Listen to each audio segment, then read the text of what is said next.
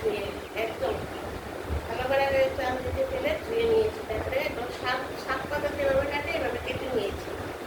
কেটে তারপরে এটার মধ্যে ঠিক আমি যেন সবকিছু ময়দা দিই করি, আমার কাছে বেসন ভালো লাগে না। তোমরা যদি করো বেসন দিয়ে বানাতে পারো। এইটুকু ময়দা দিয়ে দেখো, এইটুকু ধনেপাতার মধ্যে ময়দাটা দিয়ে তারপর অল্প একটু জল দিয়ে এরকম দেখো আঠাটা করে মেখে নিয়েছি। ময়দাটাও দিয়ে দিয়েছি ধনেপাতার সঙ্গে এইটুকু এরকম আঠাটা দেখো আঠাটা করে দিয়ে দিয়েছি। আর এখানে একটা ছোট দুটো পেঁয়াজ আর 4-5টা যে যেরকম ঝাল খাবো, হ্যাঁ যে যেরকম ঝাল খাবো ছোট দুটো পেঁয়াজ আর কাঁচা লঙ্কাটা দিয়ে দিয়েছি। আমি ওই যে ডালের বড়া যেভাবে মাখে এইভাবে মাখবো, রেখে এটাকে বড়া বানাবো।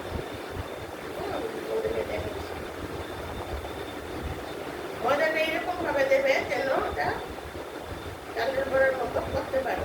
পেঁয়াজ কাঁচা লঙ্কা ধনেপাতা আর তার সঙ্গে একটু ময়দা দিবে, দিয়ে এরকম ছোট ছোট ছোট ছোট গোল গোল গোল গোল করে দিয়ে দাও বড়টা করে দেখা আছে।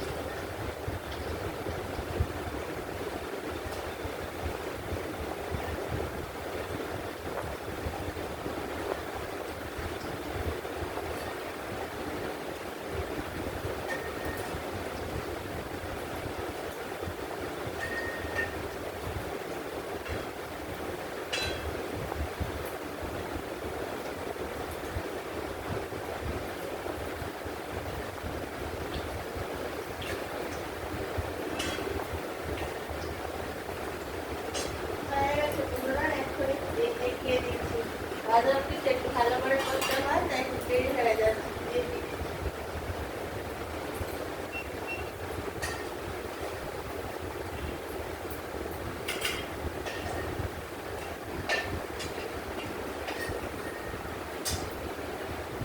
এই দেখো গরম গরম আমার ধনের পাতার বড়া হয়ে গেছে। তোমরা এইভাবে ট্রাই করে দেখবে, খুব ভালো লাগবে। আর আমাকে লাইক কমেন্ট করে জানাবেন।